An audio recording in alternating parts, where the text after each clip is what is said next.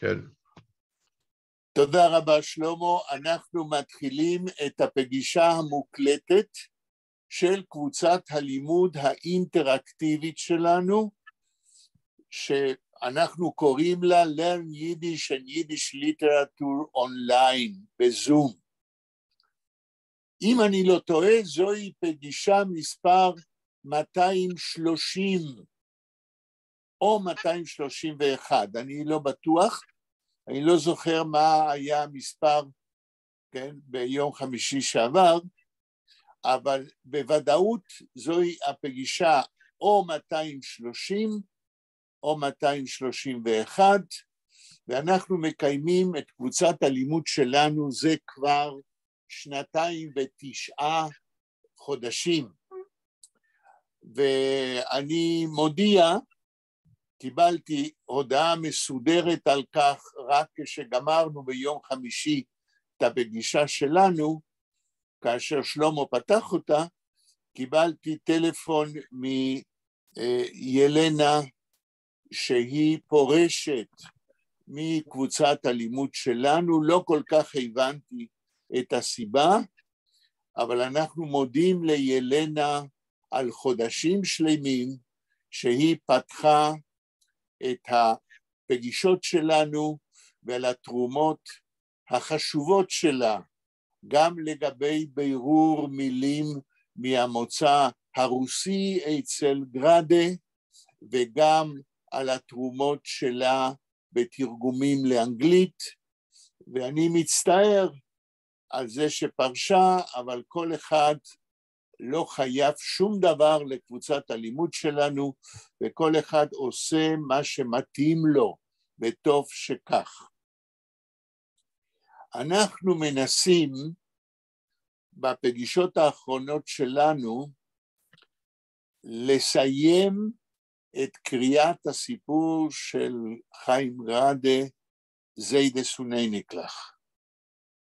ודרך אגב, אני מודה מאוד גם לאפרים ברקוביץ' ובעיקר לשלמה שלקח על עצמו להמשיך לפתוח את הפגישות שלנו. בלי מישהו שיפתח את הפגישות, כמו שלמה, אנחנו נתקשה מאוד לקיים את הזום שלנו, כי אני, כידוע לכם, לא מסוגל בגלל בעיות הראייה שלי לפתוח את הפגישה. אז תודה רבה לשלמה, ורה, ששיתפנו אותה במצב החדש, יעצה לנו עצה שנראית לי חכמה ומועילה ביותר. ברגע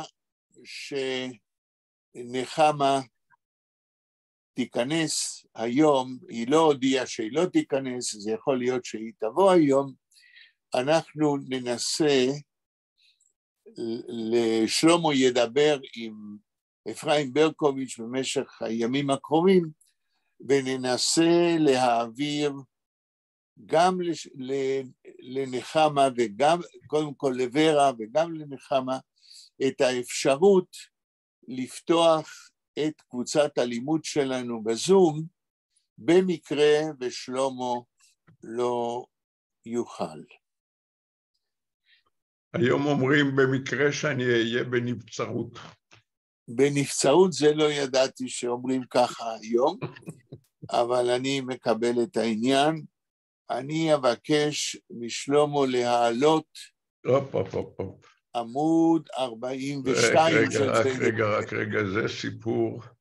כן, אז עד שאתה תעלה, אני אומר לכולכם, שאני מזכיר לכם, שביום ראשון הקרוב, כן, יש פגישת הזום עם ארגנטינה, בעניין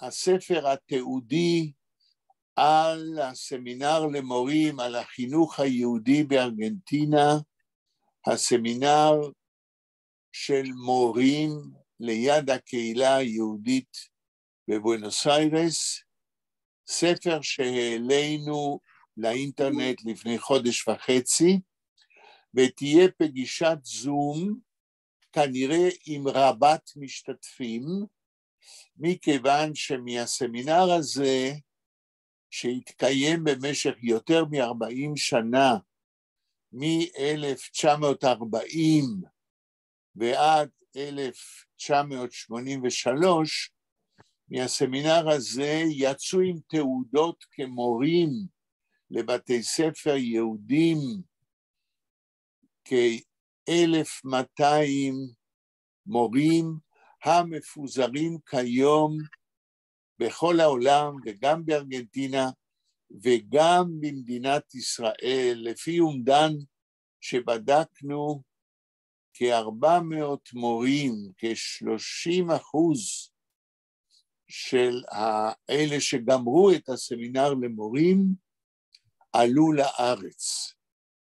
וכפי שסיפרתי לכם, אני הייתי אחד מאלה שלמדו בסמינר למורים הזה 6 שנים, וקיבלתי תעודה של מורה בבית ספר יסודי יהודי, ולימדתי 2 בגיל 17 ו-18, לימדתי כמורה בבואנוס איירס,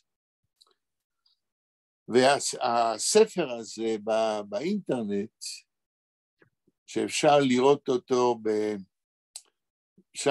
אותו באתר שלי,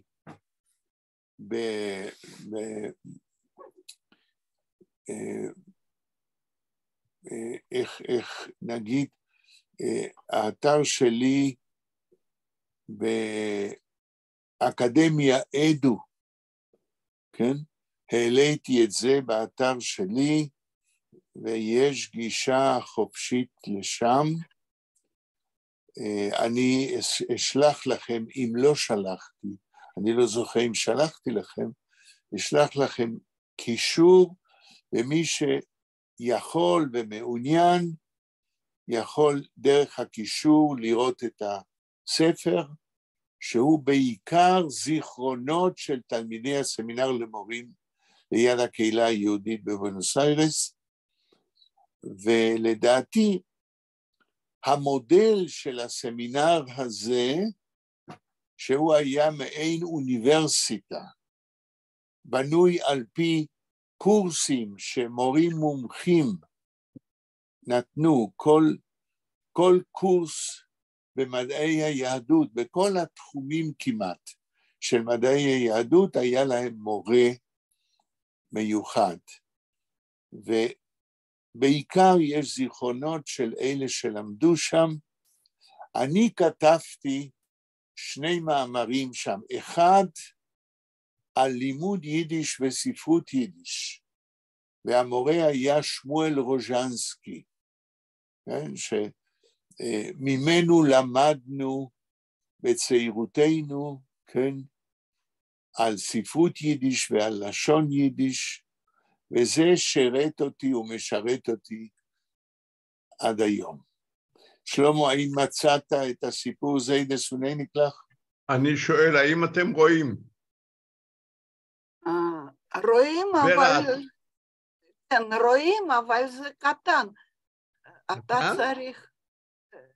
כן, כן, כי בצד ימין בשבילנו אנחנו רואים דבר נוסף לטקסט. את רואה את הקרסר שלי?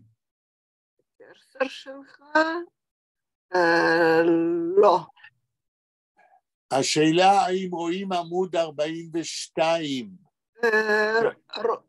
רואים, אבל זה קטן מאוד, אתה צריך פשוט לסגור מה שיש בצד ימין. שלמה, אתה יודע להגדיל את זה קצת? אני תכף אנסה להגדיל את זה. אוקיי. דניאל, אתה רואה משהו? רואה, אבל די קטן, אבל בסדר. תנסה להגדיל, שלמה.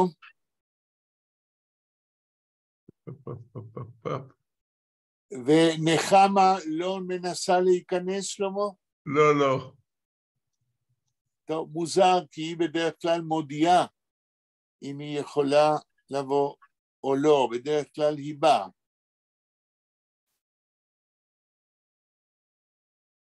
אז תנסה להגדיל. רק רגע. השעה 5:43.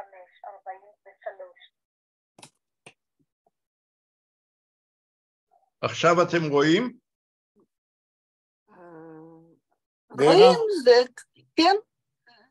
זה גדול? יותר גדול? קצת יותר גדול. טוב, אצלי יש טקסט במחשב שלי, אז... נכון. האם דניאל, אתה רואה קצת יותר גדול? לא, זה בסדר, זה בסדר. אוקיי. אז שלמה, האם אתה זוכר בעמוד 42 איפה הפסקנו? אני חושב שהפסקנו בקטע האחרון. אז כן, נכון, נכון. אז תתחיל לקרוא, שלמה, בבקשה. Die Skenim haben etwas gemurmelt, nur ihre Lippen haben sich stark getreißelt und man hat nicht gekannt, hören, was sei Stemmeln. שטמלן. אני מתרגם כדי שנוכל להתקדם. Die Skenim haben etwas gemurmelt, הסקנים מלמלו משהו. נכון. nur ihre Lippen haben sich stark geträuselt. רק שפתותיהם נעו. רגע, נור פה זה לא רק, אלא אבל שפתותיהם, כן? נעו, und man hat nicht gekannt, Herr. לא, לא, לא. nur ihre Lippen haben sich stark geträuselt, אבל שפתותיהם רעדו הרבה. רעדו בחוזקה. רעדו בחוזקה. נכון. תמשיך. ומאוד נתגקן. רגע, מישהו מדבר שם ואי אפשר להקשיב, אפשר להשתיק. כן, שלמה, תמשיך. ומאוד נתגקן, הרן, וזה שטלמן. שטמלן. ואי אפשר היה לשמוע מה שהם ממלמלים. יפה, תמשיך המשפט הבא. mit groß Anstrengung.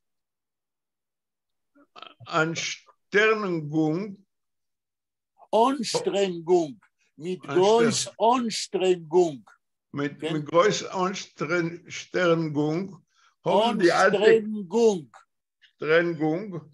haben die alte kaum beweisen zu versticken in sich die Schlochzen מחמאס סייז זה גוון אבישה הרויס צו בגלייטן mit הגוון יונגה בני תוירה. יפה, עד פה 2-3 מילים תחזור ביידיש ותתרגם. כן. רגע, ממשיכים לדבר שם וזה מפריע. אפשר להשתיק את הדיבורים המיותרים. זה לא אנשים שמשתתפים בקריאה שלנו, אז בבקשה. כן, שלמה, 2-3 מילים. mit groß Anstrengung. לא, mit groß Anstrengung. תתרגם. mit groß Anstrengung. Anstrengung. תתרגם. עם הקשבה גדולה, לא? לא, Anstrengung, מאמץ גדול.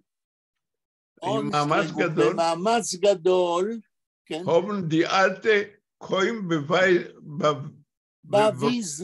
bewiesen zu versticken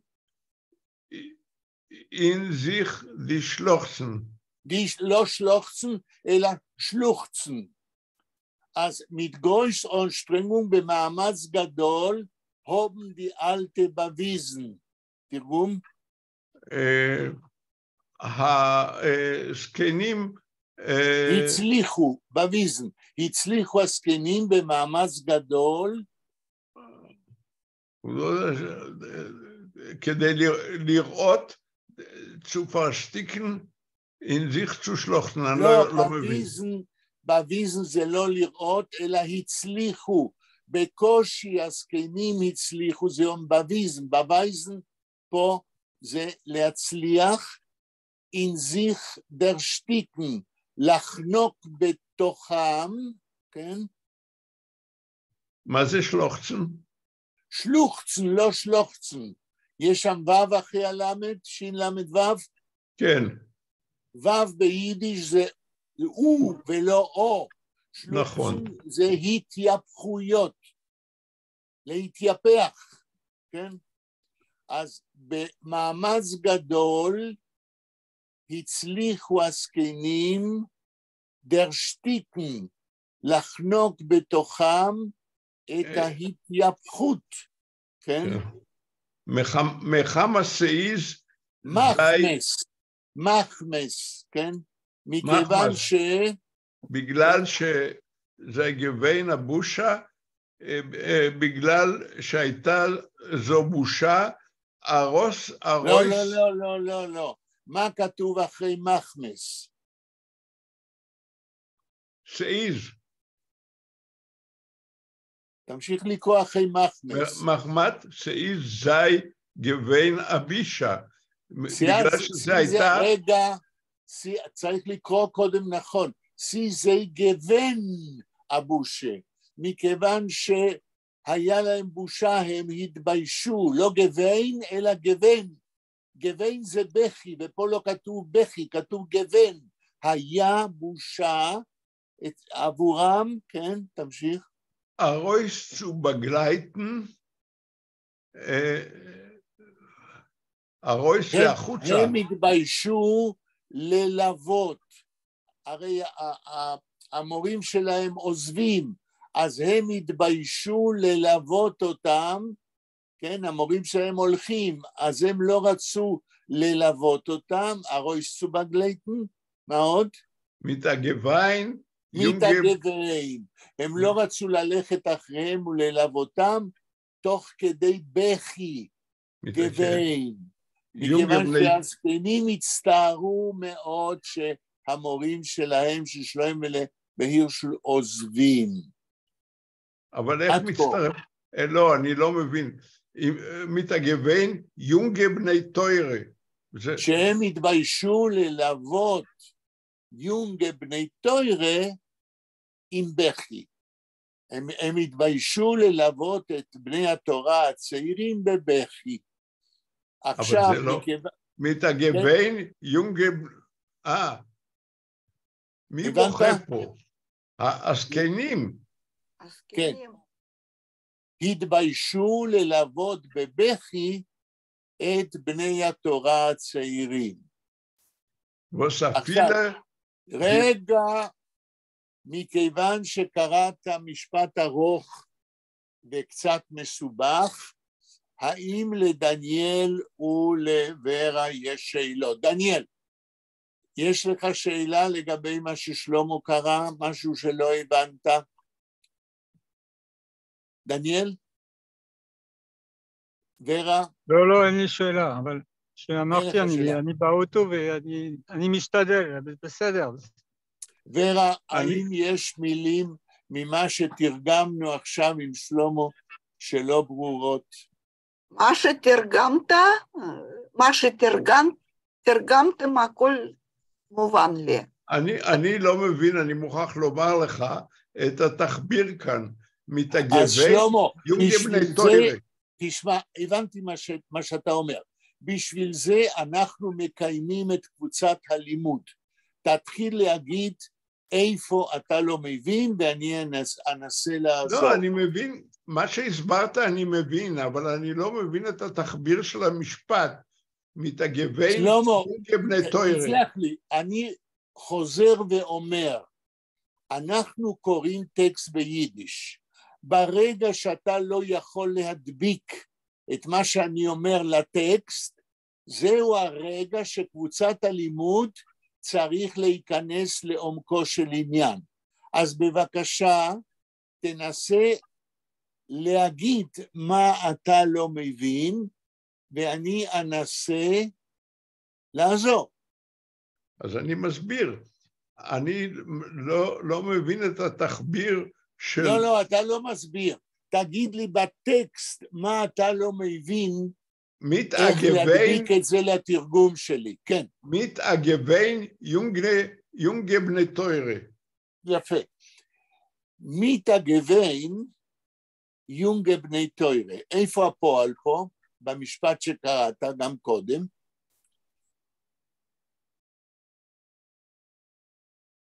דניאל, אתה יכול להגיד איפה הפועל במשפט הארוך ששלמה קרא? זי גבין. סליחה?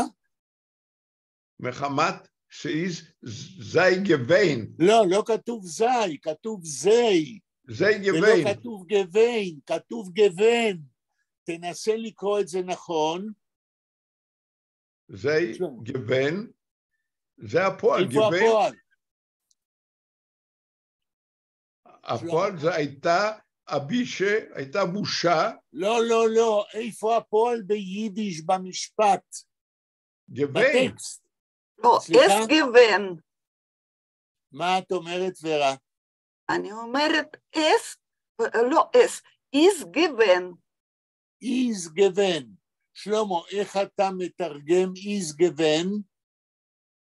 הייתה. כן, לא גוון, גוון זה בכי, איז גוון הייתה. אז הנה זה הקשר, הייתה בושה ללוות אותם עם בכי. בסדר, עד כאן הכל בסדר, אבל אז איפה לא בסדר? מה שלא בסדר זה התוספת של יונגה בני תוירה. יונגה בני תוירה זה לא תוספת, יונגה בני תוירה זה אפיון של המורים, ללוות את המורים שלהם שהם יונגה בני תוירה, שהם בני תורה צעירים. היה להם בושה ללוות בני תורה צעירים. האם עכשיו זה קצת יותר ברור? בסדר. לא, אני לא נשמע לי משוכנע. תעשה לי טובה, תקרא, אין לנו נחמה שתקרא את המשפט שוב, אז תקרא אותו אתה, מההתחלה שקראת. מחמת, לא, לפני. מחמס. לא, לפני, אבל לפני. המשפט הארוך הזה מתחיל קודם. מתגרויס אנשטרנגונג, לא אנשטרנגונג, אלא אונשטרנגונג. אונשטרנגונג. מתגרויס אונשטרנגונג, במאמץ גדול, תמשיך לקרוא ביידיש. הובן די אלטה קוים bewiesen, zu versticken in sich die Schluchzen.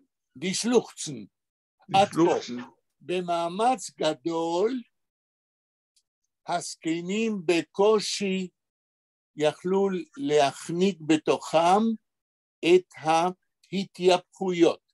זה המשפט הראשון. האם אתה מבין את המבנה כאן? עד כאן זה בסדר גמור. אוקיי, אז מפה תתחיל לקרוא הלאה.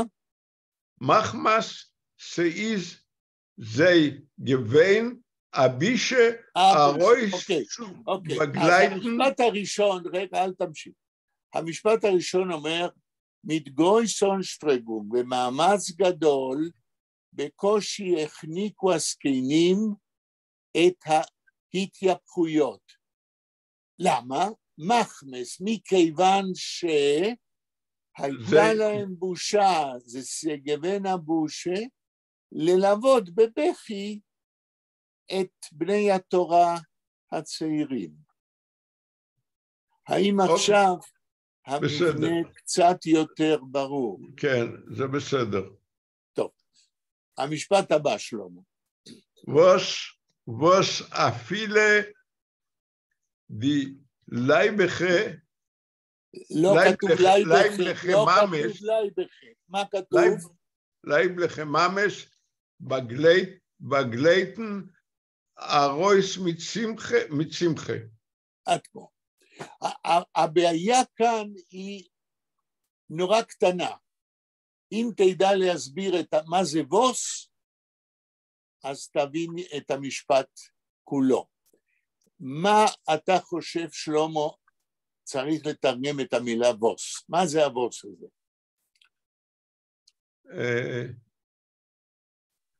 זו הבעיה, כן? שהיא נראית כאילו זניחה, מה ווס, זו מילה שכולנו יודעים, אבל כאן המוקש. אז אם אתה צריך עזרה תגיד, או... ווס זה בני תורה, אלה הם. בדיוק, כל הכבוד, כל הכבוד.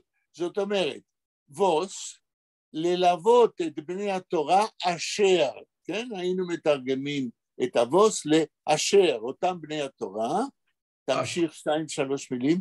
אשר אפילו דלייב לחממס. מה זה לייב לחממס? האימהות האוהבות? לא יודע. לא, זה לא מליב לחה, כתוב לייב לחה. מי יכול לעזור, דניאל? איך היית מתרגם לייב לחממס? דניאל?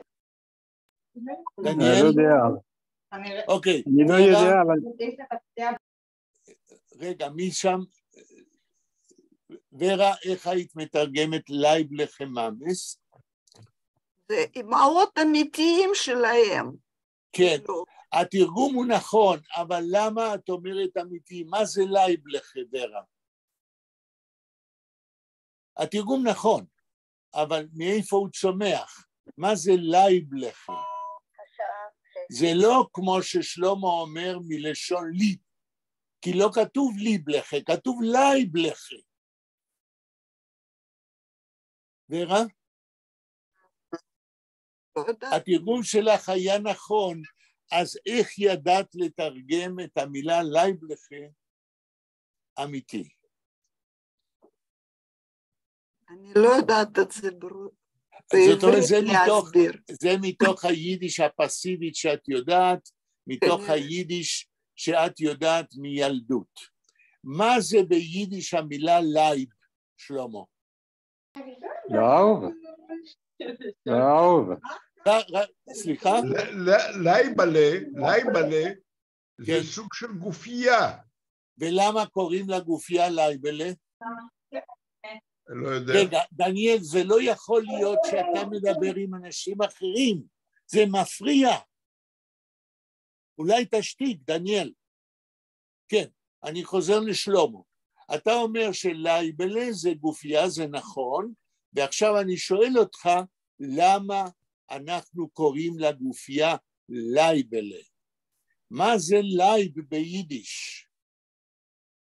ורה? לדעתי שזה מה שהכי קרוב אליך,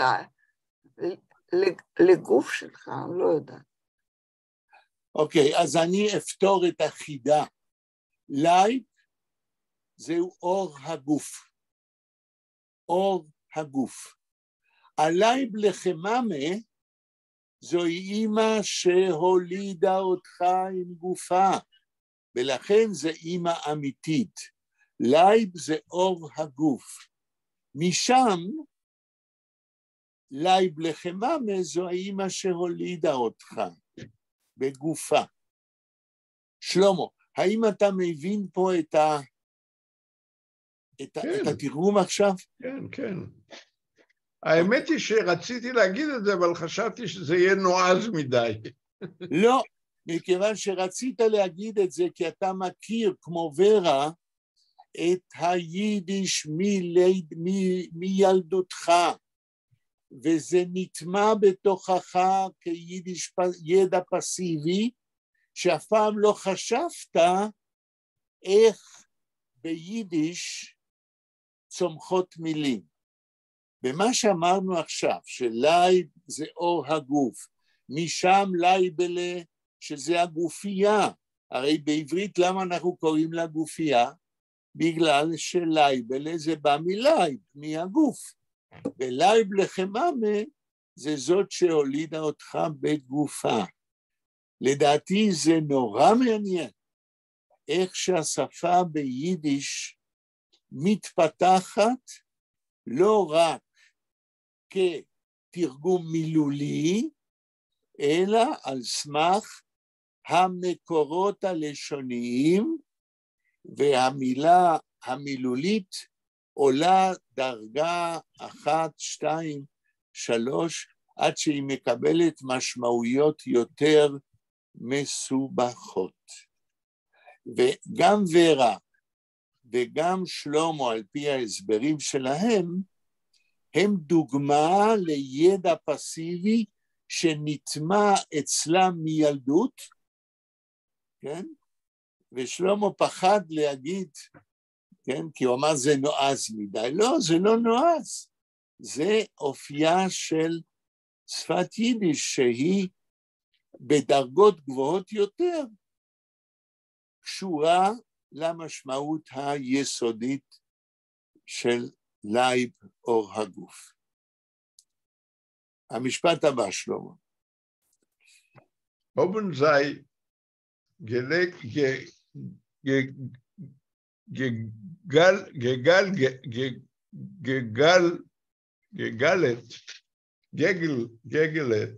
לא יודע. גגלת. לא, אל תתייאש. אתה קורא מילה ביידיש כאילו זה עברית, תנסה לקרוא את המילה כאילו זה יידיש. גימל, עין, גימל, גגלת. גגלת. מה זה גגלת, שלמה? גגלת? מה זה גלטן ביידיש? זה להכין, לא לערוך. לא. ורה, מהידע הפסיבי שלך, מה זה גלטן ביידיש? אולי ללטף? נכון, לא אולי, אלא בטוח. עכשיו, אני התעקפתי, אבל אנחנו לא מתרגמים. עכשיו, אנחנו מנסים לקרוא משפט שלם. אז שלמה, הובן זה גגלת, תקרא עד לנקודה. כן. רק רגע, אבל אני לא שמעתי מה התרגום של גגלת. ללטף. ללטף. זה ללטף. ורה אמרה את זה. אבל עכשיו אנחנו לא בענייני תרגום. תקרא את המשפט. Die Jungeleit über die Pleitzes und Arms in Stillschweigen, bloß seine Bärte haben gezittert wie zerrissen Spinnwebs. Spinnwebs. עד פה. אבל יש מילה אחת שלא קראת נכון, ולכן הלך לאיבוד המשמעות. תקרא עוד פעם, מי הובן זה גגלת, תקרא. הובן זה גגלת, die Jungeleit über die Pleitzes, הם ליטפו את הצעירים על הכתפיים. ליטפו את הכתפיים של הצעירים. כן. ועכשיו באה מילה שלא קראת נכון, תקרא אותה עכשיו נכון. אורמס.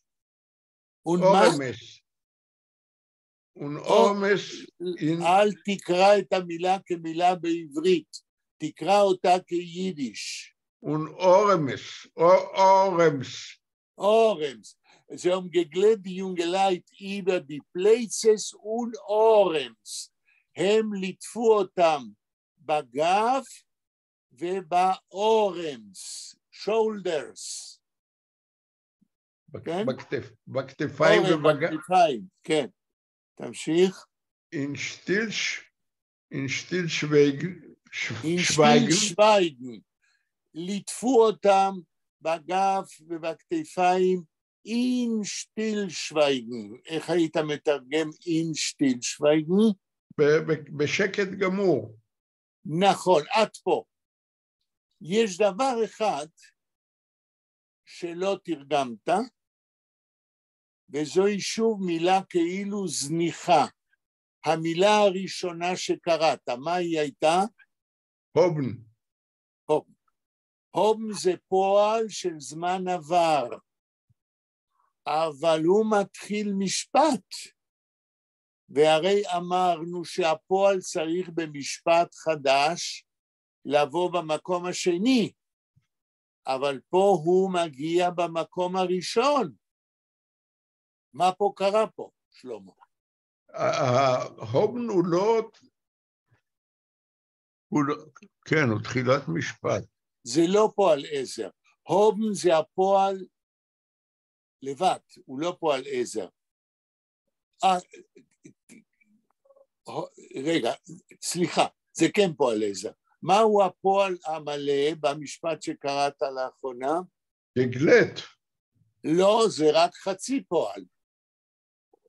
הובן גגלת. נכון, הובן גגלת בזמן עבר, הובן זה פועל עזר של זמן עבר, הובן גגלת הם ליטפו, אבל למה הפועל מתחיל במקום הראשון, הובן? מי יכול להסביר? אני דניאל? יכולה. רק רגע, דניאל? לא, אני לא יכול, אבל זה קשה לי לדבר, כי אני במקום שיש רעש, אז אני מעדיף לשמוע. בסדר. אז בבקשה, ורה, תסבירי לנו למה במשפט החדש ששלמה קרא, הפועל, או יותר נכון, פועל עזר, החצי הפועל, במקום להיות במקום השני ובמקום הראשון. ורה, בבקשה. הסברתם פעם שעברה, נדמה לי, שזה המשך טבעי של משפט שהיה לפני זה. לא הבנתי התחלת ההסבר שלך. מה אמרת שתי המילים הראשונות? לא, אמרתי שדיברנו על זה בשיעור שעבר. זה נכון, דיברנו על זה בהרבה שיעורים, עכשיו תחזרי על ההסבר שלך שהוא נכון. שזה המשך הטבעי של משפט שהיה לפניו. אז התשובה שלך, ואני עכשיו אנתח את התשובה שלך, את אומרת, מכיוון שהמשפט ששלמה קרא לאחרונה, הוא המשך הטבעי של מה שנאמר קודם, לכן את אומרת, המשפט הזה מתחיל כשהפועל הוא במקום הראשון ולא השני. אבל חסר לי, בהסבר שלך הוא נכון, ואני אשאל, ורה, איך זה שזה המשך טבעי? במה המשפט ששלמה קרא לאחרונה הוא המשך טבעי? את צודקת, אבל אולי תסבירי לשלמה... לפי המשמעות, הכל היה כאילו בעבר, בזמן עבר, כן. גם הזקנים לא מרשו לעצמם לבכות, בגלל שאימהות של הצעירים לא בכתו, כן. או בכו. בכו. לא בכו. כן. והם רק ליטפו. והם רק ליטפו את הצעירים. רק את הגב ואת השולדרס. אני חושב שזה דווקא קשור להמשך המשפט. לא, אני לא רוצה בכוונה להמשיך לקרוא מה שמודפס. אני קודם רוצה שתבינו מה שוורה אמרה, שזה שכתוב שהזקנים ליטפו את הגב, כן, ואת הכתפיים, זה המשך טבעי של מה שנאמר קודם. עכשיו אני אגיד את זה, ורה הסבירה, אבל עדיין לא הבנתם, אז אני אנסח את זה אולי יותר ברור. למה, אני שואל ואני עונה, למה הזקנים ליטפו את הגב ואת הכתפיים כשהירש ושלוימלה עזבו? למה הם לא דיברו איתם? כי קודם אומר גרדה שהזקנים חנקו בקרבם את הבכי, את הצער, ולכן לא יכלו לדבר, כי ליבם בכה, והם לא יכלו להיפרד מהם במילים, ולכן הובן זי גגלט די פלייצס. ההובן הזה, לשים את הפועל במקום הראשון, אומר, לכן הם ליטפו את הגב, כי הם חנקו בתוכם, מה שנאמר קודם, את הבכי. זה שהם ליטפו את הגב, זוהי תוצאה ישירה שהם לא יכלו לדבר כי ליבם בכה. דניאל ושלמה, האם עכשיו זה יותר ברור? למה הפועל הובן? מה? זה ברור, אבל אני חושב שאם נקרא את המשך המשפט, יכול להיות שזה... אתה לא מבין שאני מנסה להסביר למה המילה הובן מופיעה כמילה ראשונה. היא מופיעה כרגע כמילה ראשונה בגלל מה שנאמר קודם, לא בגלל מה שנאמר אחר כך. אחר כך יש תוספת הסבר, אבל קודם צריך להבין שהפועל מופיע במקום הראשון בגלל מה שנאמר קודם. אם תבין את זה, אז תוכל להבין אחר כך את תוספת ההסבר. אני מבין בהחלט את מה שאתה אומר, אבל בסדר, אתה יודע מה... לא, אבל קודם לא הבנת את זה, אז אני מסביר את זה. עכשיו אנחנו יכולים להמשיך לקרוא. אז בבקשה שלמה, תמשיך לקרוא, ואז נדע, תראו, גרדה תמיד בהמשך של הדברים מחזק ומסביר יותר. אז בבקשה שלמה. Bloß wäre Bird haben gezittert, wie zerrissen Spinnwebs. רק לא, בלויז, כן, רק, בסדר. רק wäre Bird, רק הזקנים שלהם, haben gezittert, רעדו, או רטטו, wie zerrissen Spinnwebs, כמו שפינוובס קרועים, אני לא יודע מה זה שפינוובס. שפינוובס זה מה ש... איך אומרים בעברית?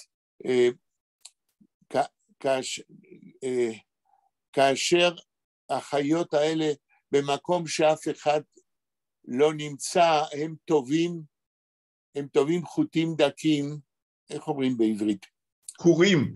קורים. אז רק הזקנים שלהם רטטו, כמו ששלמה אומר, כקורי עכביש. קרועים. כקורי ויצריסם, כן, כקורי עכביש קרועים. זאת אומרת, בתוספת לליטוף, שבה במקום דיבור הם לא יכולים לדבר, כי הם חנקו את הדמעות בגרומם. אז יש כאן עוד הבאה שבאה בעקבות זה שלא יכלו לדבר. הזקנים רטטו כקורי עכביש קרועים. יש לנו שני ביטויים של זה שהם חנקו את המילים כי התייפחו בקרבם. זה עושה סופר גדול. הוא נותן שתי תופעות מה עשו הזקנים כדי להיפרד במקום לדבר, כי לא יכלו, כי ליבם בכה. בסדר? כן. משפט הבא, שלמה. euch nachdem, wie die zwei Bachurim seinen weg, seien die Altitschke noch stehen geblieben bei der Tür und in einem geschwiegen, wie übergebliebene schwache Fäden auf eine Lanke beim Teich, יש שם נקודה? in Trieben עשיין לא, אוסיין, אוסיין.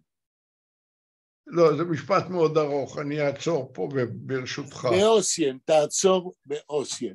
למה הוא ארוך? מכיוון שגרדה משתמש במטאפורות ובדימויים שהוא מכניס לתוך המשפטים שלו, איפה שהוא משווה את המצב שקורה לדברים שקורים בטבע.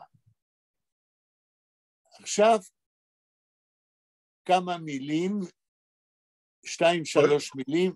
אויך נוחדם, גם אחר כך.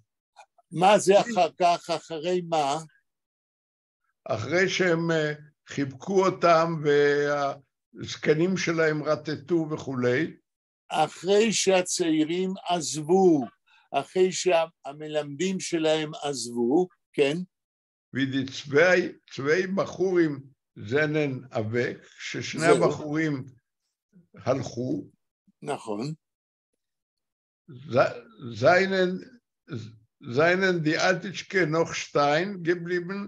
לא שטיין, נוח שטיין גבליבן. שטיין גבליבן. נשארו הזקנים על עומדם. יפה. נשארו עומדים. כן. ביידרטיר, קרובים לדלת. נכון. und einen nehmen geschwiegen. לא. קריאה נכונה תציל אותך מחוסר הבנה.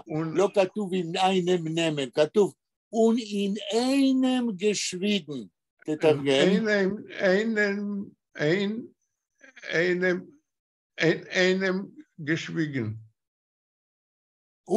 in einem geschwiegen. איך תתרגם? in einem geschwiegen. הם כאיש אחד שתקו. נכון.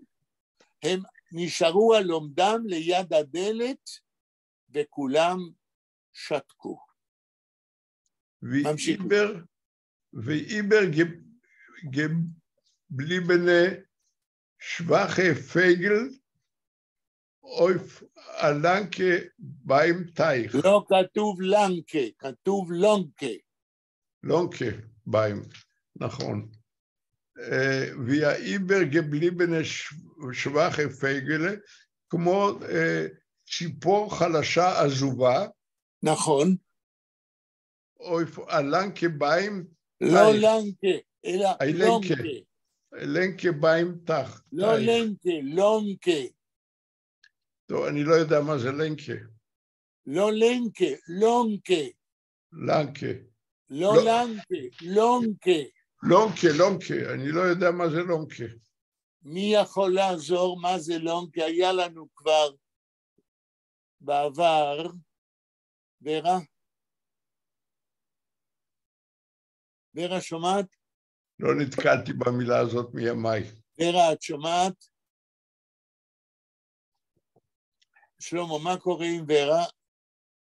רגע. היא פה. לא, אני לא יודעת. בסדר, חשבתי לא, פשוט אני לא שמתי לב, הייתי במיוט. בסדר. אז תראו, היה לנו כבר במטאפורה אחרת של גרדה, כן? לונקה זוהי גבעה, כן? בסיפור קודם היה איזה השוואה, כן? של גבעה, איפה שקצרו את מה שצומח עליה. עכשיו תראו, מה ששלמה מתרגם עכשיו, כן? הקטע ששלמה מדבר עכשיו על הציפורים העזובות על גבעה, אפלונקה. זהו החלק הספרותי, זהו הדימוי, כן? גרדה משווה את הזקנים שנשארו על עומדם, כמו ששלמה אומר, ליד הדלת, ושותקים, הוא אומר, הם נראו כמו ציפורים עזובות על גבעה קטנה, כן? תמשיך שלמה 2-3 מילים, אחרי באמתייך. ליד הנהר, כמו ציפורים עזובות על גבעה, על יד הנהר, עם על יד הנהר, כן? הלאה? עם טריבל אוסיין. עם טריבל אוסיין, בסתיו העצוב, טריב זה עצוב, אוסיין זה סתיו, כמו ציפורים עזובות על גבעה בסתיו העצוב. תשימו לב, המשפט הארוך ששלמה קרא, יש לו 2 חלקים, יש לו תיאור של העלילה, הזקנים אחרי שלא יכלו לדבר וחנקו את הדמעות, ליטפו את הצעירים שלימדו אותם, ונשארו עומדים אחרי שהצעירים הלכו, נשארו על עומדם שותקים ליד הדלת, כמו מה? ופה בצייר של גרדה הוא, שמצייר במילים, הם נשארו עומדים בלי לדבר, כמו ציפורים עזובות על גבעה ליד הנהר. הסיפור זה לסוני נקלח, מלא וגדוש, מטאפורות ודימויים, איפה שגרדה משווה מצבים במציאות למצבים בטבע. ההבדל בין מטאפורה לדימוי, אני חוזר, דימוי זה כאשר משווים ואומרים, המצב הזה במציאות הוא כמו, השימוש במילה כמו זה, ואז משווים זה דימוי. אבל כשלא אומרים כמו, אלא אומרים בלי להגיד כמו, אומרים, כן, למשל, הזקנים נעים ברחוב כמו אונייה בים. סליחה, לא בלי כמו. הזקנים שנעים ברחוב הם אונייה בים. בלי המילה כמו, זוהי מטאפורה.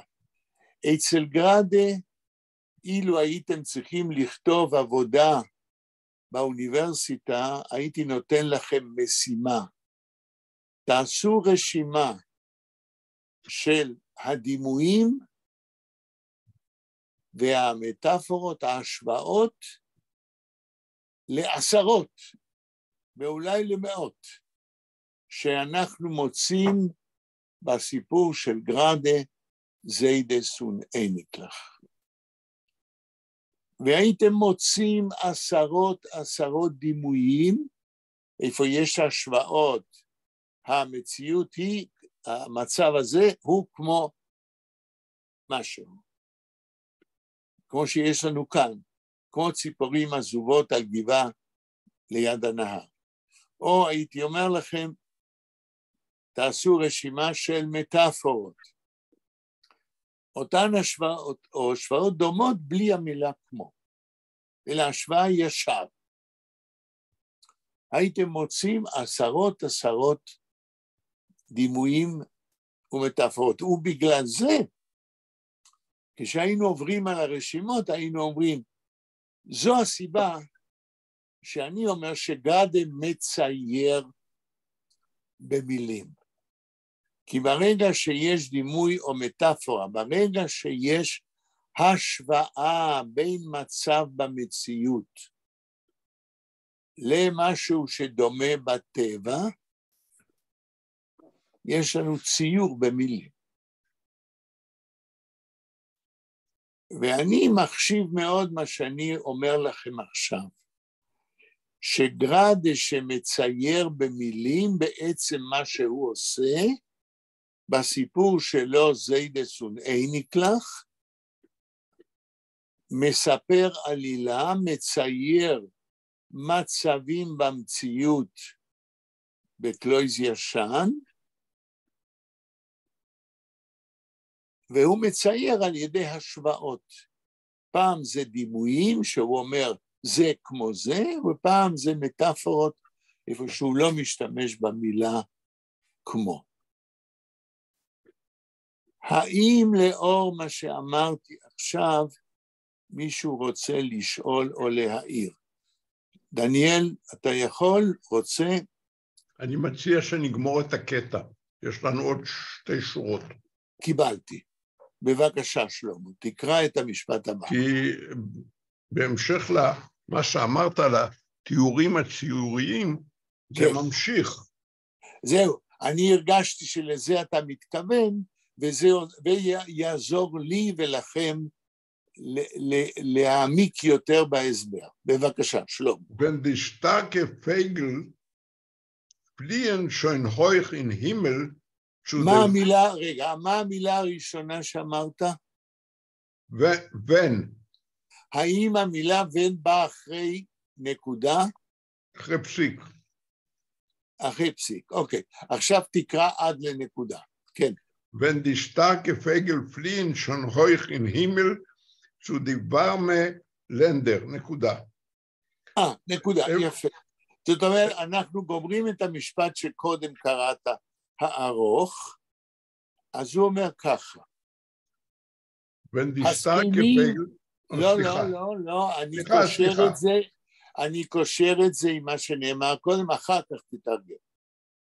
מה שגרדה אומר, ואני בעזרת מה ששלמה קרא, אני מסיים את הדימוי והמטאפורה.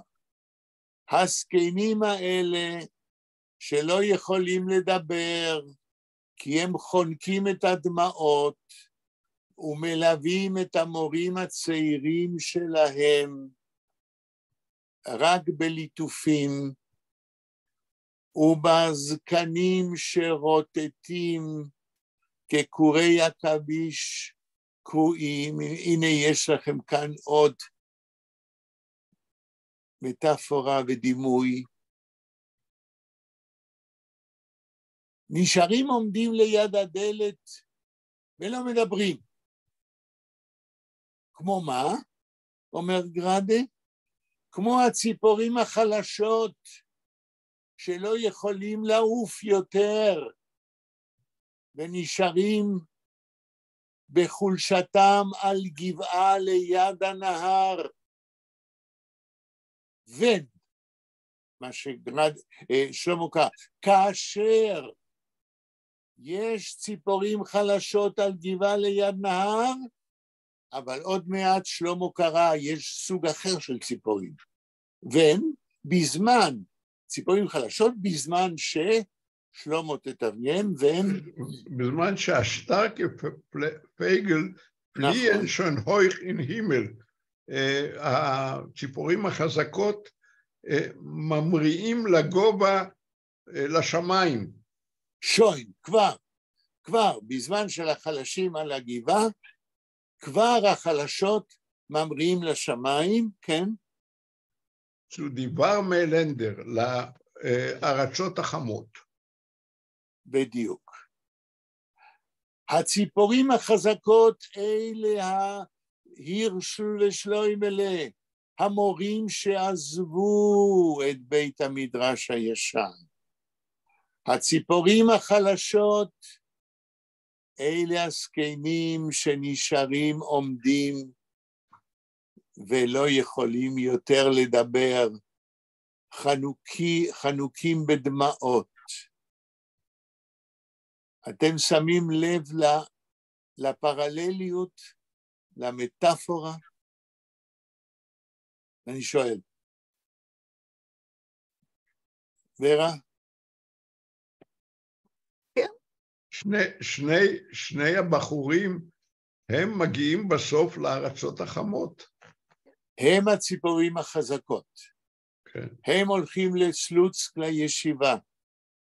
הזקנים הם הציפורים החלשות, שלא ממריאים, שנשארים בלי מורים, כן, שנשארים בלי מילים. מה? כדאי לקרוא את המשפט האחרון בקטע. עוד מעט. זה משלים את מה שאתה אומר. לא, אתה ממהר. לא, אני משלים את מה שאתה אומר. לא מה שאני אומר, גראדה כל הזמן מחזק את מה שהוא אומר, אבל קודם אני רוצה שיהיה ברור מה הוא אמר עד כאן, ושהוא משתמש בדימויים ובמטאפורות.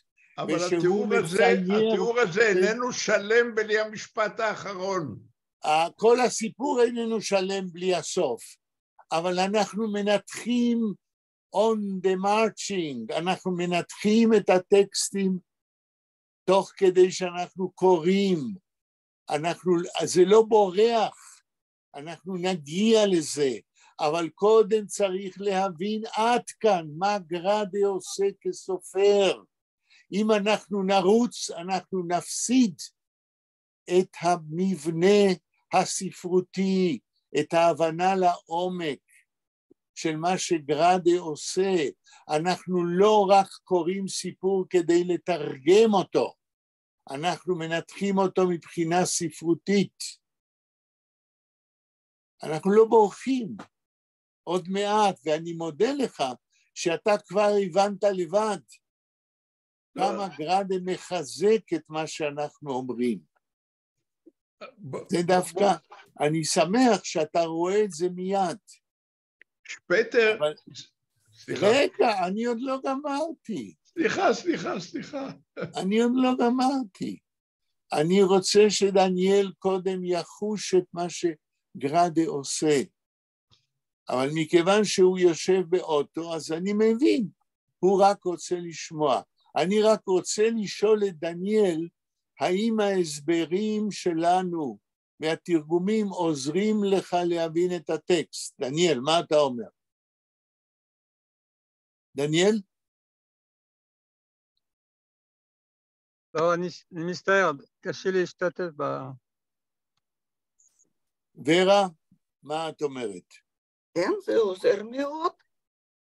אני אסכם, לפני ששלמה קורא את הסוף שלה, את המשפט הבא, אני מסכם מה שאמרנו עד עכשיו, ואני אומר, אתם זוכרים שבביוגרפיה של חיים גראדה, הוא חי עם האמא שלו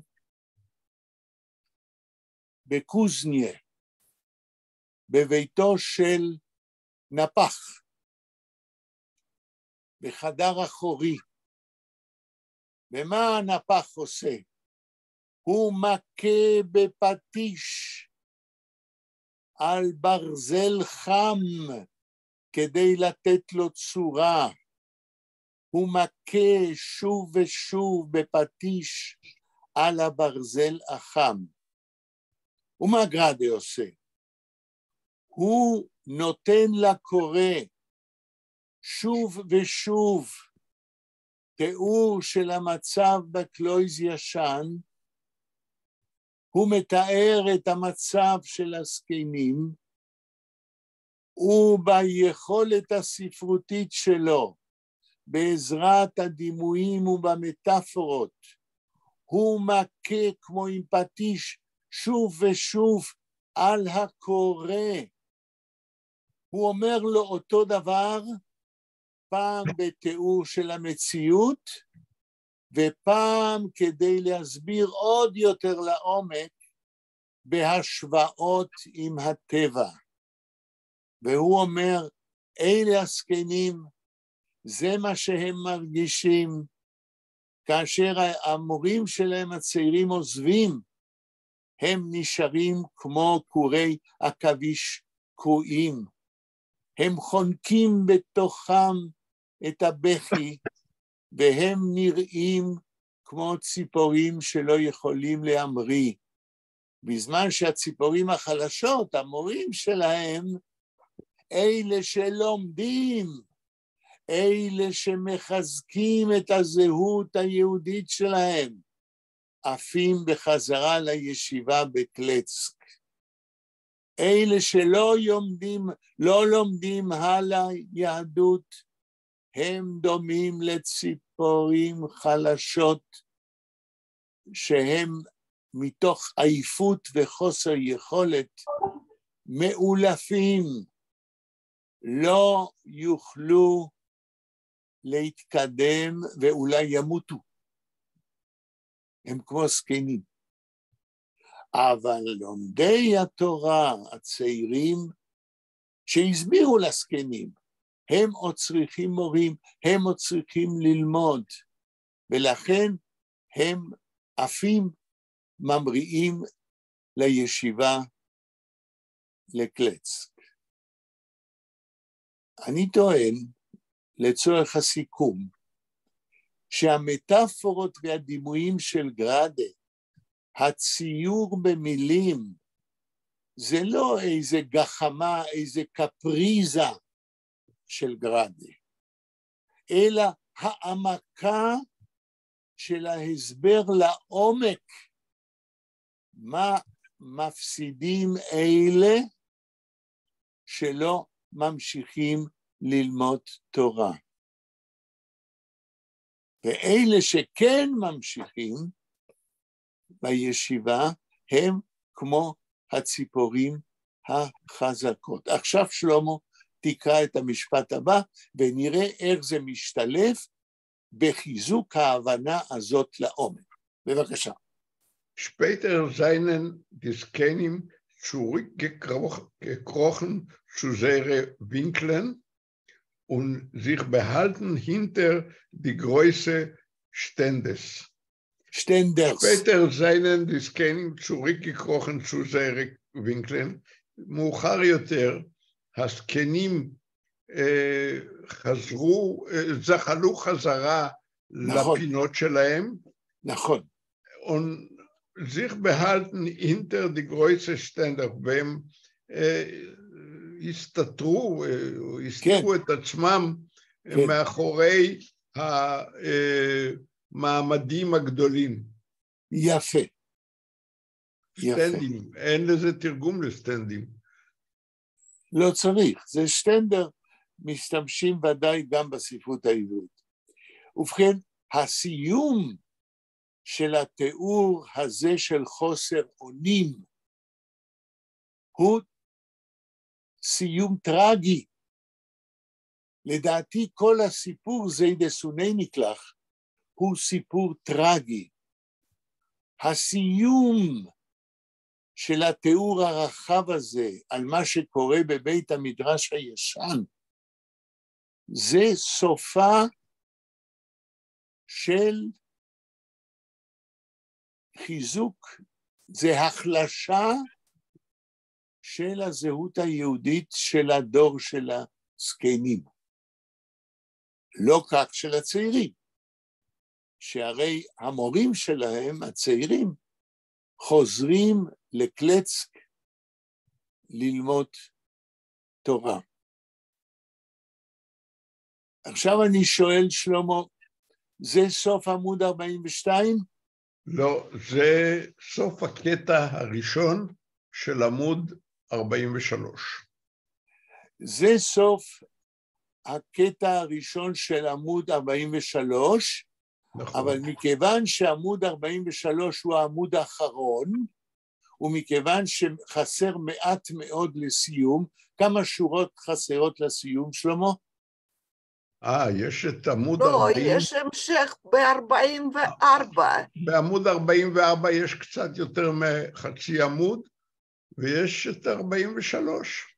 אוקיי, אז אני הייתי מנחש שכאן מתחיל הזחילה בחזרה והסתתרות מאחורי השטנדרס, זה בעצם, ואתם תגידו לי אם אני צודק או לא, כי אני מנחש, סוף סיפור המדרון החלקלק, סוף מה שגראדה רוצה להגיד על הקצר בין זיידס ואיניקלח. הייתי אומר, סוף הטיעון של גראדה על חוסר ההמשכיות בווילנה ועל הניתוק בין סבים לנכדים, לא בגלל הנכדים, ואפילו לא בגלל הבנים של הסבים, ואפילו לא בגלל הסבים, שראינו כבר לאורך הסיפור שהם בעצמם עמי ארצות. הם כבר בעצמם, בהם התחיל הניתוק, כי הם יושבים בבית המדרש, לא כדי ללמוד, אלא אם אתם זוכרים, כדי לברוח מהבית שבו הם חיים ביחד עם הבנים שלהם ועם הנכדים, והם לא יכולים לסבול את ההתנהגות של הדורות שאחריהם, שהם מתנהגים בצורה שהם כיהודים שספגו משהו בצעירותם, רואים שהם מתנהגים לא מתוך זהות יהודית. עכשיו אני סקרן, אני קראתי את זה עשרות פעמים, אבל אני לא זוכר איך גראדה מסיים את הסיפור בעמוד 43 ו-44. וזה יהיה בשבילנו מבחינת הניתוח הספרותי, מה עוד יכול גראדה להגיד על הסיום העצוב הזה? בשביל מה גראדה, אני שואל, ואתם תענו לי כשנמשיך לקרוא, הרי הוא פה סיים. הזקנים חוזרים לשטנדרים שלהם ולא יהיה להם כבר עם מי ללמוד. הצעירים, בית המדרש הזה הוא מקום מת. כמו שראינו את הרמז בסיפור, זה מקום איפה שיש רק ספרים חשובים, אבל נעולים על מפתח. אף אחד לא בא שם ללמוד. והזקנים באים כדי להימלט מהבית שלהם. אז מה עוד, אני שואל את עצמי, יכול גראדה לספר על זיידס וניניקלח, על הסיפור העצוב הזה? ורה, את יכולה לנסות לנחש? מה גראדה יעשה בעמוד וחצי כדי לסיים את הסיפור? מה הניחוש שלך, ורה? לדעתי, זה יהיה עצוב מאוד. זאת אומרת, את מנחשת שהסוף יהיה עוד יותר עצוב, זה את אומרת? כן, כן, ושזקנים פשוט הם יהיו שם לבד, כאילו כמו בקור עצובים, ורק עם זיכרונות על צעירים שהיו שם, וזהו, הם כבר לא מתקדמים לשום דבר, רק בזיכרונות וכל אחד בפינתו, וזהו, זה נורא עצוב לדעתי. מאוד מעניין, זאת אומרת, אנחנו עכשיו נבדוק, נעשה השוואה בין הדמיון של ורה לדמיון של גראדה, אבל נשאל גם את שלמה, מה אתה יכול לנחש? אני בטוח שהצצת הלאה, אבל תנסה להתקדם. לא, א', לא, באמת שלא הצצתי הלאה. אז תנסה, כן. אני חושב שלגראדה אין מחויבות של סופר אמריקאי לגמור בהפי אנד. יפה מאוד. כן. והוא ישאיר את זה עצוב, כפי שהוא תיאר. זאת אומרת, מי שעזב עזב, ומי שנשאר נשאר, והחלשים נשארו, וככה זה. אוקיי, בואו נראה. משפט הבא. האם המשפט הבא שלמה מתחיל בפסקה? כן. אין איזו הפסקה גדולה יותר בין מה שקראת למה שאנחנו ממשיכים? לא, אותו דבר. מבחינה גרפית זה כאילו... קטע חדש, לא. אין פה קטע, זה לא קטע חדש. אוקיי, בבקשה. אני סקרן לראות מה ההמשך. כן. רגע, מי נכנס? מי נכנס? טוב. מי נכנס, שלמה? לא, זה דניאל כנראה החליף מקום או משהו כזה. אוקיי. זה נחמה לא. לא. אני חושב שהיא הודיעה בשיעור הקודם שהיא לא תבוא. לא, היא הודיעה לגבי השיעור הקודם שהיא לא תבוא. בשיעור הקודם היא לא הייתה, או שאני מתבלבל. אני חושב שבשיעור הקודם היא הייתה. לא, היא לא הייתה. לא, היא לא הייתה, היא הודיעה לגבי השיעור הקודם שהיא לא תבוא והיא לא באה. אבל לגבי השיעור הזה, מישהו יש לו האימייל שלה? לא, אין לי אותו. כן, יש לי. אז אולי תשאלי אותה ורה. אני אכתוב לה אחרי השיעור. כן, לא עכשיו, אלא תכתבי לה, תשאלי אותה בשמי, אולי גם אני אכתוב לה, בסדר? אוקיי, שלמה, אנחנו מלאי סקרנות, מה קורה בהמשך? In die verwachsene Euren von die Seides haben lang noch abgeklungen die Keules von die junge Woilerner bei die Woilerner bei die Gmores. אוקיי, תתחיל לתרגם. verwachsene Euren von die Seides. לא, מה המילה הראשונה? In.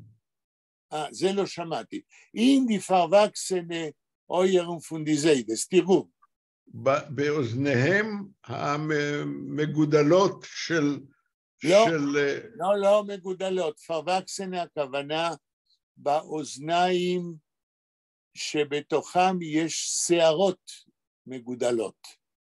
זה לא אוזניים שגדלו, אלא verwachsene Euren זה הכוונה אוזניים שבהם יש שערות, כמו שאצל אנשים עם הגיל גדלים שערות באוזן.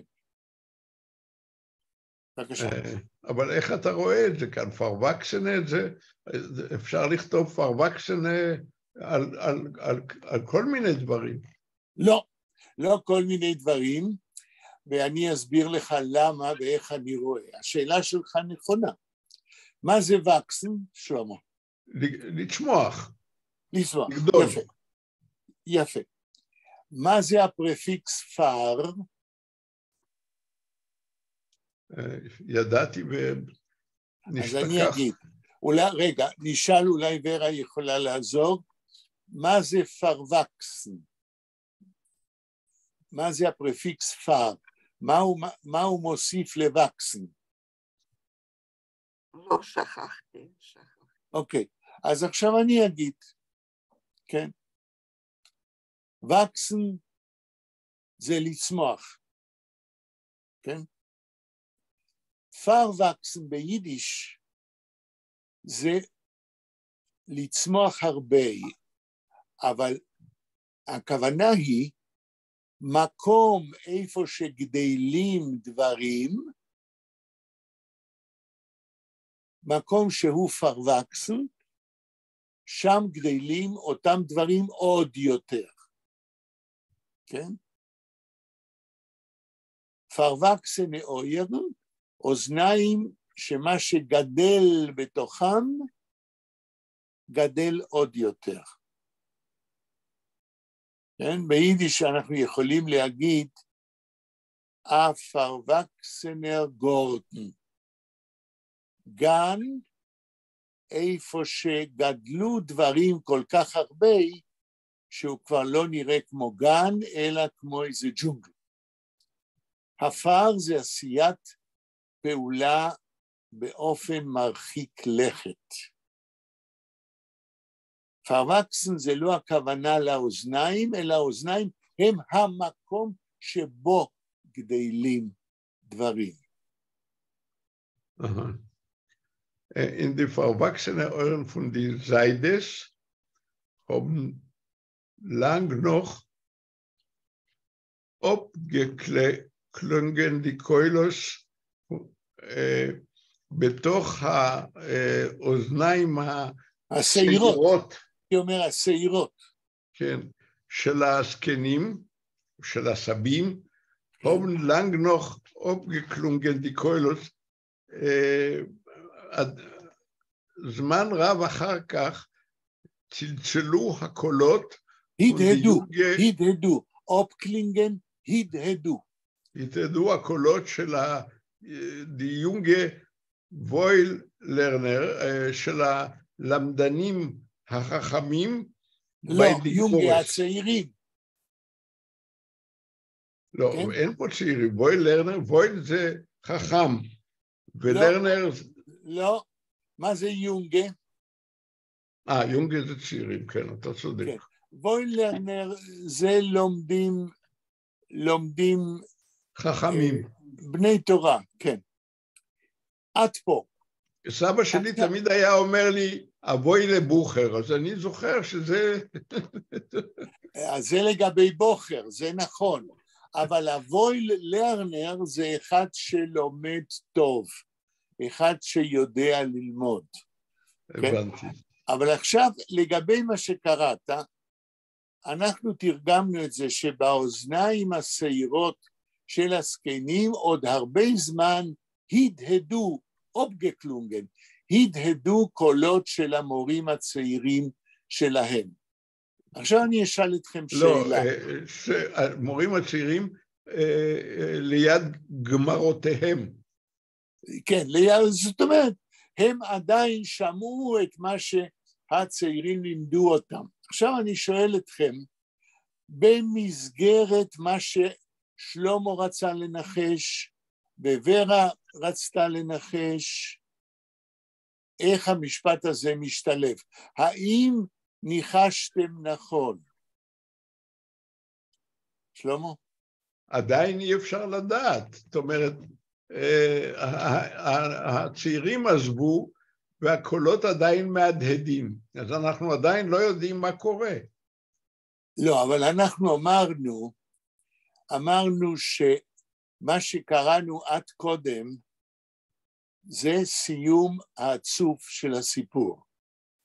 האם מה שאתה קראת עכשיו מתאים להיות סיום עצוב של הסיפור? כן, כן, בהחלט. זהו. אז אם כן גראדה ממשיך, כמו במוזיקה, לאט לאט לסיים באותו טון. זה עדיין חלק של סיום הסיפור. ורה, האם את מסכימה? כן. זהו. זאת אומרת, עדיין הניחושים שלכם נכונים. גראדה לא מתחיל סיפור חדש. גראדה רק לוקח את המוזיקה העצובה, היינו אומרים במונחים של מוזיקה, את הרקוויאם, כן? את ההספד, לוקח אותו הלאה. עכשיו שלמה תקרא עוד משפט ונראה, האם זה משתלב בסיום העצוב? אני שואל את עצמי, אני מלא סקרנות, עמוד וחצי? להספיק? לא יודע, בואו נראה. שלום. Die Sonne hat wieder genommen... לא הבנתי. די מה? Die Sonne, השמש. אבל אמרת זון. Die Sonne. כן. Die Sonne hat wieder genommen herumgehen von Mizrach vorbei. שמש לקחה סיבוב או הסתובבה. לא. Die Sonne hat genommen wieder herumgehen. השמש, נמן זה להתחיל. נמן herumgehen, זהו הפועל. השמש התחילה שוב להסתובב. הלאה? von Zfon Mizrach vorbei die Fenster von der Dromwand. כן. מצפון מזרח, vorbei זה לכיוון החלון. אל מול. פרביי, אל מול. אל מול החלון. השמש התחילה שוב להסתובב מצפון מזרח, אל מול החלונות, כן? von der Dromwand, מול החלונות בקיר הדרומי. כן.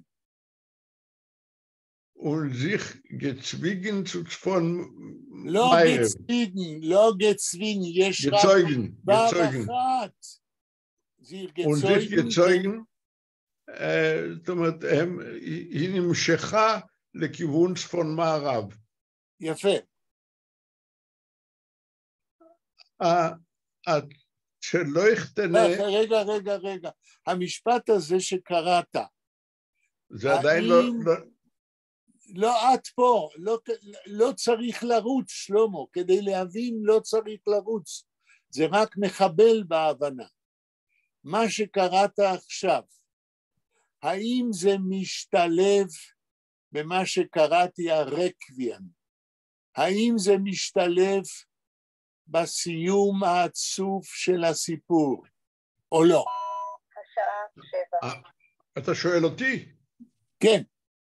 לא, המשפט שמתחיל בזון מהשמש, זה עדיין לא, זאת אומרת, זה משפט לגמרי ניטרלי לפי דעתי. ורה, מה את אומרת? כנראה שזה הולך לחורף. כן? כן, מה את טוענת? אני לא שומע אותך. זה הופך לחורף? כן. לאו דווקא, כי הוא אומר ככה, Die Sonne hat wieder genommen.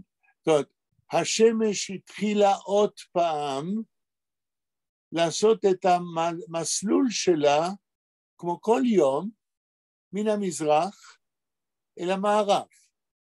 זאת אומרת, העולם כמנהגו נוהג. אז אני טוען, זה משתלב בהספד, בסיום של הסיפור. פה לא מתחיל שום דבר חדש.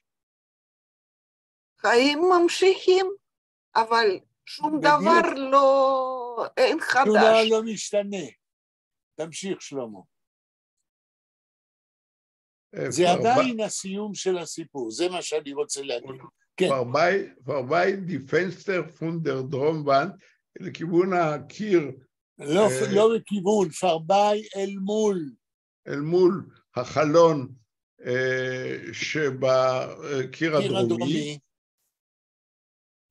und sich gezeugen zu צפון מערב, והיא משכה את עצמה לצפון מערב. כן. הצלחתנה. מה? הצלחתנה. לא צלחתנה. צלחתנה. אוקיי. הצלחתנה und zufriedene, was als ist Klosioschen, ist noch derweil geblieben beim Alten. תתרגם. הצלחתנה, אני לא יודע מה זה. מה זה ליכט? ליכט, מה זה ליכט? ליכטנה. ליכט זה אור. ליכט זה אור. הצלחתנה, ממשיכים לתאר את השמש, היא כמו כל יום, נעה ממזרח למערב, הצלחתנה, מלאת אור. צופרידנה. ושמחה, זאת אומרת, הטבע אדיש על מה שקורה בקלויז ישן. השמש ממשיכה את דרכה באור ובשמחה, הלאה.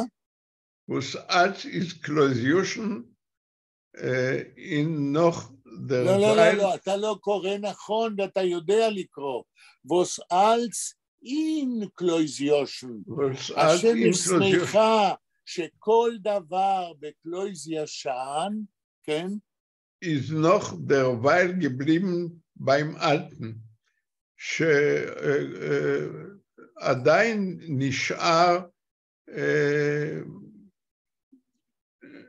אצל הזקנים. לא, beim Alten, כמו מקודם. השמש שמחה, שהדברים לא השתנו. שהכל בקלויז ישן, נשאר כמו שהיה, beim Alten, כמו במצב הישן. זאת אומרת, הטבע ממשיך כדרכו, כל יום מחדש, השמש זורחת, ממזרח למערב, שום דבר לא השתנה, כמו שהיה קודם. מה היה קודם? קלויז ישן, מקום ריק, אין לומדים, כל התרבות היהודית, הרמב"ם והחומש וספרי התורה, נעולים בארונות על מפתח, זה מתאים לסיום של סיפור, לסיום עצוב, לסיום טרגי. גראדה ממשיך לסיים את הסיפור. במוזיקה, לא רק בציור, במוזיקה יש סיומים עצובים שנמשכים הרבה. גראדה בונה לנו, ונראה עוד מעט בהמשך, סיום ארוך, עצוב, טרגי. ולמה הוא עושה את זה? אולי מפני שכואב לו. הוא שייך לאותו עולם של תלמידי חכמים. הוא למד בישיבה. הוא יודע את הערך של זהות יהודית. הוא בעצמו, אף על פי שהוא הפך לסופר יידיש, הוא לא עזב את היהדות, להפך. הוא מתאר כסופר את המשבר הגדול במאה ה-20. עוד משפט, שלמה. לא, אנחנו צריכים, זהו כבר הזמן אוקיי. עבר. היום זה, היום, סליחה. אז עד עכשיו נשאר לנו כנראה אולי עוד שיעור שנוכל לנתח ביום חמישי, כנראה סיום ארוך ועצוב, ונצטרך לשאול את עצמנו, מדוע הסיום הטרגי הוא כל כך ארוך. אני מודה לכם, אני מצטער שהארכתי, אבל תודה רבה. תודה רבה, אנחנו קיבלנו הרבה מאוד, אז אין על מה להצטער.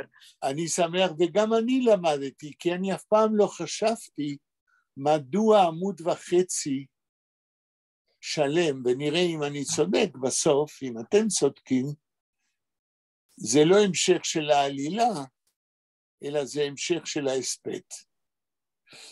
אז להתראות ביום חמישי, להתראות וכל טוב. ברבע לשש, כדי לקשקש, להתראות. שלמה, תודה רבה. אם תוכל, תפתח, ואם לא תודיע קודם, נצטרך לחפש מה עושים. להתראות. תודה, להתראות. רק רגע, איך אני מסיים את ההקלטה? איך אתה סוגר? ורה, אולי את יכולה לעזור? רק רגע. סטופ שייר. זה אני יכול כבר. עכשיו, איך מסיימים את ההקלטה? הנה. עשית את זה עשרות פעמים. כן. תנסה להתפתח. יש.